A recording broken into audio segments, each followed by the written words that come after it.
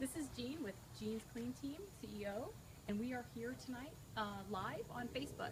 So thank you all for joining us. Super excited, and we are here tonight to talk about grilling. If all of you guys are as excited about grilling and grilled food as I am, and thanks for joining.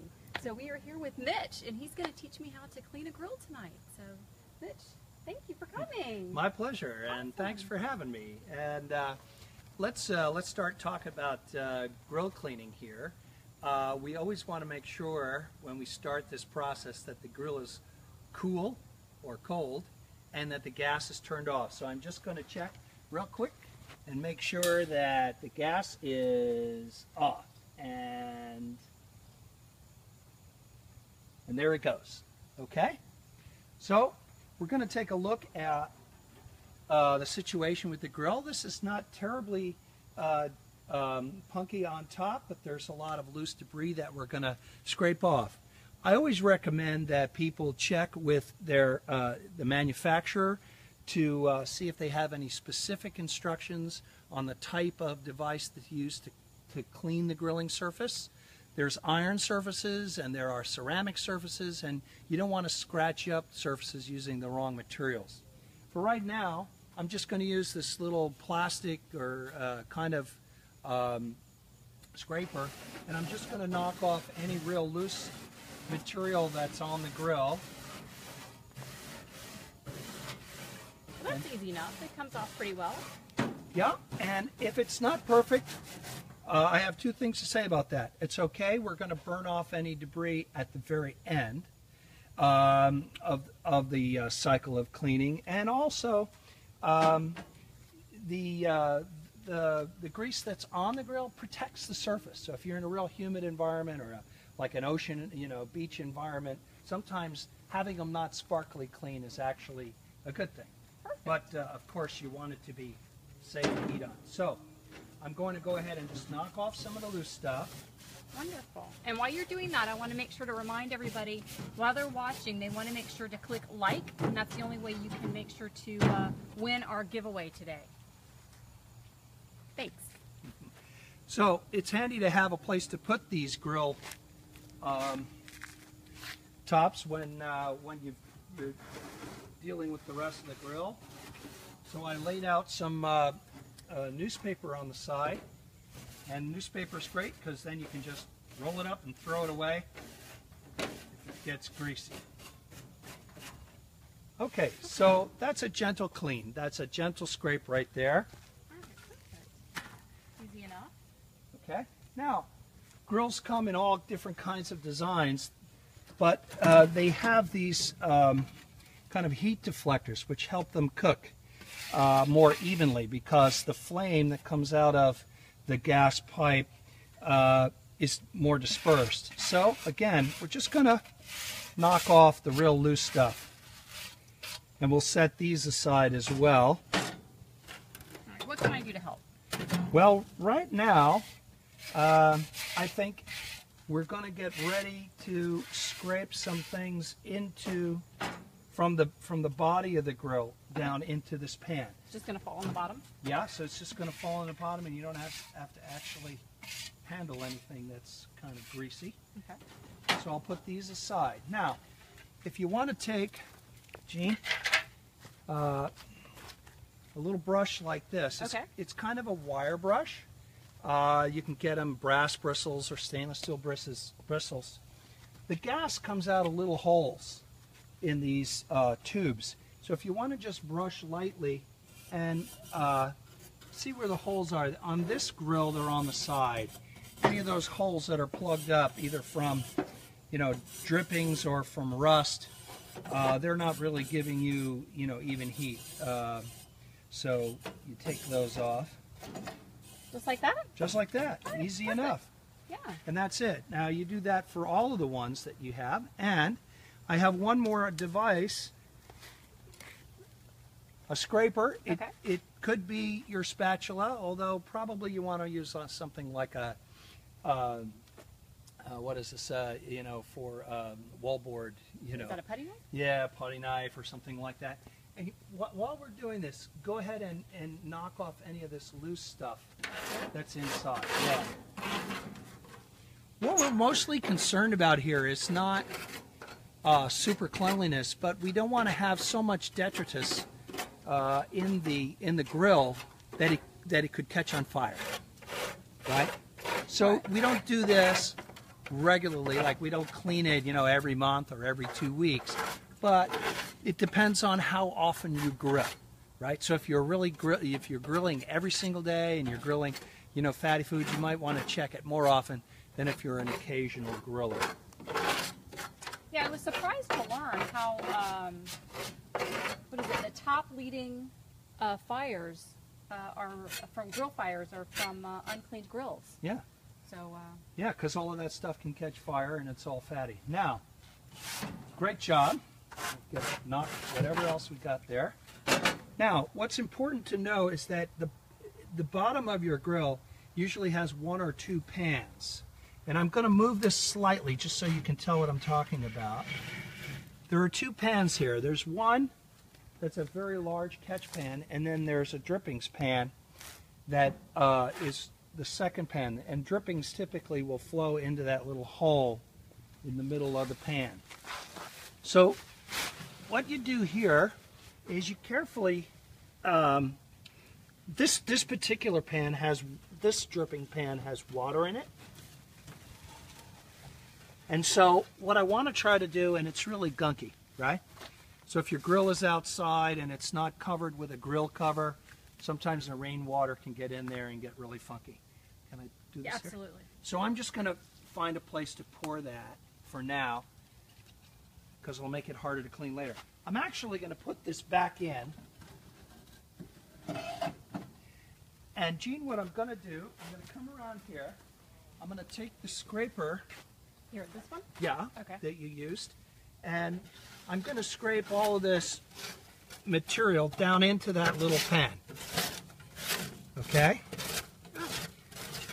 And then, you can see now why I took the water out of it. It just makes it more of a mess to clean up. So if I can't get all of this scraped into that little pan, I'll do it in 2 passes. Okay. Does that make sense? Yeah. That's a lot of debris. Yeah. All right, let's stop there. I'm going to pull the little pan out now. And we'll dump this out into here. Okay, and see, without the water in there, it makes it kind of easier to manage. And we'll do this one more time for the other side. Again, all these grills are designed a little differently, but what you don't want to do is take that little pan out and then scrape all the stuff into the bottom of the, like they usually have a little cabinet Right. grill and things like that. You don't want to scrape it into your cabinet, because then you got to clean the cabinet out. So take a pace to bend over and take a look and see how you're going to catch all this stuff. Okay, this is really not a bad, not a terrible grill at all, Gene.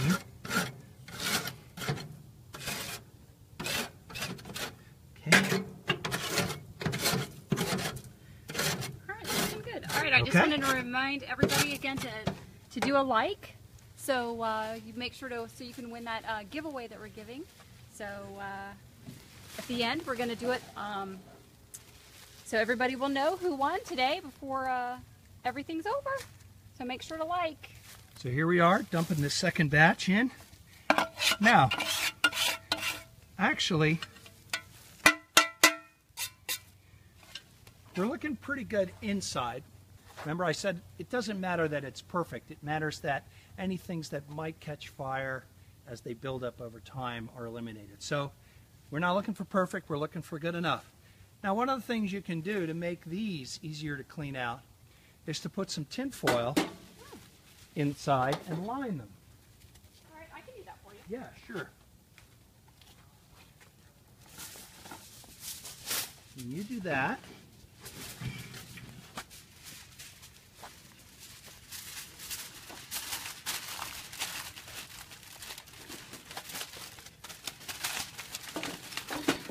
is really great. And see, drippings will go into there, and you can just kind of pull that out from time to time and just fold it up, even if this isn't.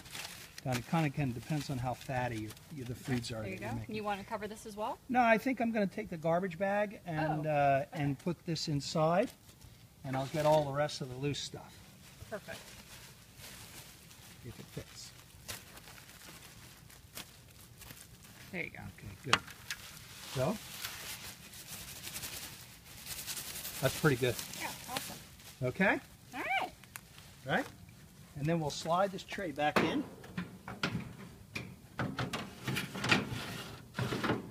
Then with the grills that have a cabinet underneath them, sometimes you have to do all this from the front rather than the back. This griller has the rear access for that pan. Fabulous. So here you go. If you look down inside, you'll see there's your tin foil. So there, our pan is in place, our drip pan is in place, the regular pan is in place, and now I suppose we could also look at any other grill attachments that might need a scraping. Sometimes people don't use these all that frequently. Let's see if I can get it out. And so these can get quite rusty. Well, if you're not going to cook on it, I don't suppose that's a particular issue. But if someday you want to cook on it, then any food that goes on there that pulls up the rust gets a little crunchy. Right. Okay? So this is usually just a little rust, and you just can brush it off. And if it's really rusty, any one of these parts, you may want to replace them, because any part that comes in contact with food, you don't want it to be falling apart underneath the food. Right. You might be grilling fish, the skin might, Yes. sort of adhere to the rust, and then you pull it up and you eat it, and you wonder what that crunchy thing was. Or It kind of defeats the purpose of a nice grilled meal. Exactly, and your house guests won't be too pleased either. No, definitely not. They'll be polite, but they won't be pleased. Okay, so you can see there's a bit of rust there. Now, in the meantime, if the part is in pretty good shape, after I assemble this back on, you could coat this with some kind of cooking oil, Right. an olive oil or corn oil, or some kind of an oil periodically, and it'll protect it a little better. Right, awesome. Here where we are, we have a lot of humidity in the air, so basically anything that's iron eventually is going to rust. So we'll get this reassembled inside.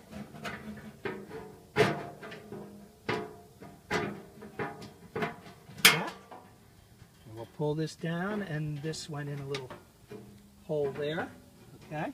And we'll oil that later.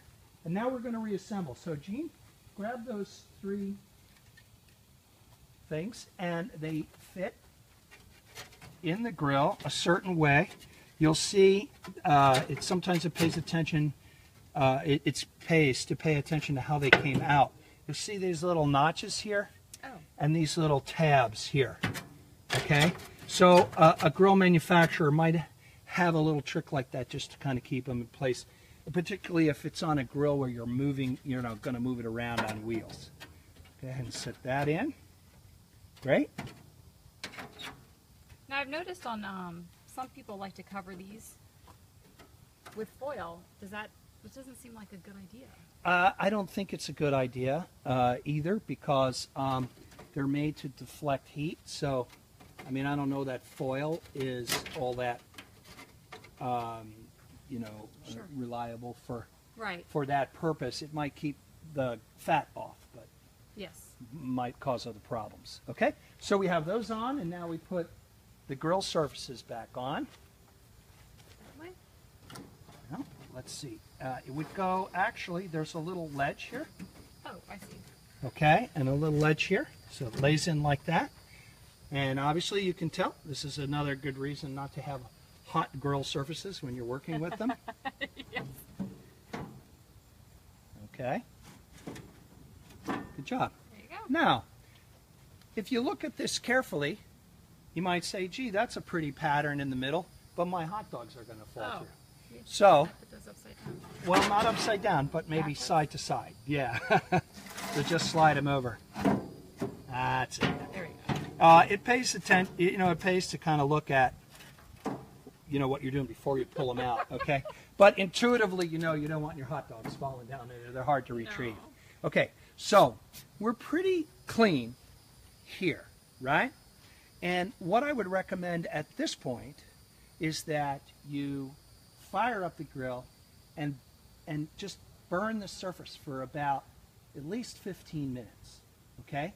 Because what that'll do is if there's any bacteria on here, anything that we've disturbed, it's going to pretty much take care of it. Right. Right? And, if you do this, maybe the first 5 minutes you're not going to notice anything. But in the next 5 to 10 minutes, there might be a bunch of smoke coming out of your grill.